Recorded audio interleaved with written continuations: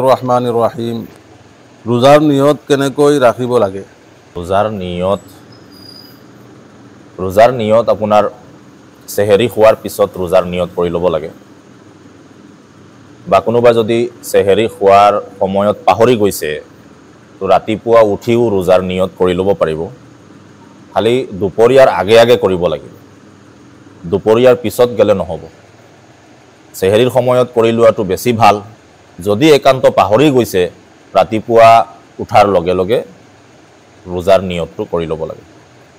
আৰু এটা কথা হ'ল যে ৰোজাৰ নিয়তত বিভিন্ন দোৱা আৰবী উচ্চাৰণ লিখা আছে। তো এইখিনিতে এইটো মাছলাও কৈ দিছোঁ যে ৰোজাৰ নিয়তৰ কাৰণে দিলে দিলে ইৰাদা কৰি লোৱাটো যথেষ্ট। অৰ্থাৎ কোনোবাই চেহেৰিৰ সময়ত দিলে দিলে ইৰাদা কৰিলে যে মই অহাকালিৰ ৰোজা ধৰিম, বছ সেইটোৱে নিয়ত যথেষ্ট। আৰু যদি কোনোবাই আৰবী উচ্চাৰণটো শুদ্ধকৈ ক'ব পাৰে আৰু যদি কয়, তেতিয়াহ'লে সেইটো আপোনাৰ উত্তম হয়।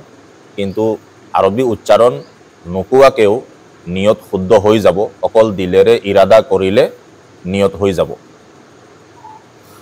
আৰু এটা প্ৰশ্ন হ'ল, যদি কোনোবাই চেহেৰি খাব নোৱাৰে তেন্তে নিয়ত কেতিয়া কৰিব? সেইটোৱে, চেহেৰি যদি খাব নোৱাৰে তেতিয়াহ'লে ৰাতিপুৱা উঠাৰ পিছত নিয়ত কৰি ল'ব। আৰু খালি বেছি লেট কৰিব নালাগে, দুপৰীয়াৰ পিছলৈ যাব নালাগে, দুপৰীয়াৰ আগে আগে কৰিব লাগিব। চেহেৰি খাই থকা অৱস্থাত যদি আজান হৈ যায় কি কৰিব? চেহেৰি খাই থকা অৱস্থাত যদি আজান হৈ যায়, এই কথা লক্ষ্য ৰাখিব যে আজান কেতিয়া আৰম্ভ হয়? যেতিয়া চেহেৰিৰ ৱক্ত শেষ হয়। গতিকে আজান কোনোবাই শুনিছে, আল্লাহু আকবাৰ শুনাৰ লগে লগে যি আছে সেইটো কুল্লি কৰি লগে লগে পেলাই দি ৰোজাৰ নিয়ত কৰি ল'ব লাগে। আৰু আজান শুনাৰ পিছতো যদি বোলে নহয় অকণমান প্লেটত আছে এইখিনি খাই দিওঁ, তেতিয়াহ'লে ৰোজা নহ'ব। আৰু এটা প্ৰশ্ন হ'ল, চেহেৰি নোখোৱাকৈ ৰোজা ৰাখিলে ৰোজা হ'বনে? চেহেৰি নোখোৱাকৈ ৰোজা ৰাখিলে ৰোজা হ'ব, কাৰণ চেহেৰি খোৱাটো হ'ল মুস্তাহাব। চেহেৰি খালে চেহেৰি খোৱাৰ সৱাব পাব, নেখালে চেহেৰি খোৱাৰ সৱাব নাপায়, কিন্তু ৰোজা হ'ব। চেহেৰি নোখোৱাকৈও যদি কোনোবাই ৰোজা ধৰে, ৰোজা হ'ব। নাপাক অৱস্থাত চেহেৰি খালে ৰোজা হ'বনে? নাপাক অৱস্থাত চেহেৰি খালে ৰোজা হ'ব, কাৰণ গোচলৰ সম্পৰ্ক চেহেৰি খোৱাৰ লগত নহয়, গোচলৰ সম্পৰ্কটো হ'ল নামাজৰ লগত। তো কোনোবাই যদি নাপাকি অৱস্থাত চেহেৰি খাই দিছে, তাৰপিছত শুই দিলে, ফজৰৰ নামাজো নপঢ়িলে, ৰোজাটো হৈ যাব। ফজৰৰ নামাজ কাজা হোৱাৰ কাৰণে গুনাহগাৰ হ'ব, ৰোজা হৈ যাব। নামাজটো গোচলটো নামাজ পঢ়াৰ কাৰণেহে জৰুৰী, চেহেৰিৰ কাৰণে জৰুৰী নহয়, ৰোজাৰ কাৰণে জৰুৰী নহয়।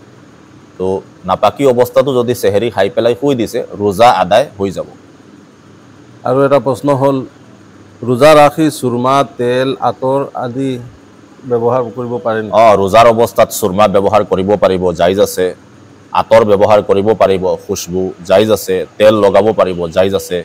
ইয়াৰ দ্বাৰা ৰোজাত কোনো ধৰণৰ সমস্যা নহয়। আৰু এটা প্ৰশ্ন হ'ল, বমি কৰিলে ৰোজা ভংগ হৈ যায়নে? বমি যদি নিজে নিজে আহে, তেতিয়াহ'লে সেইটোৰ কাৰণে ৰোজা ভংগ নহয়।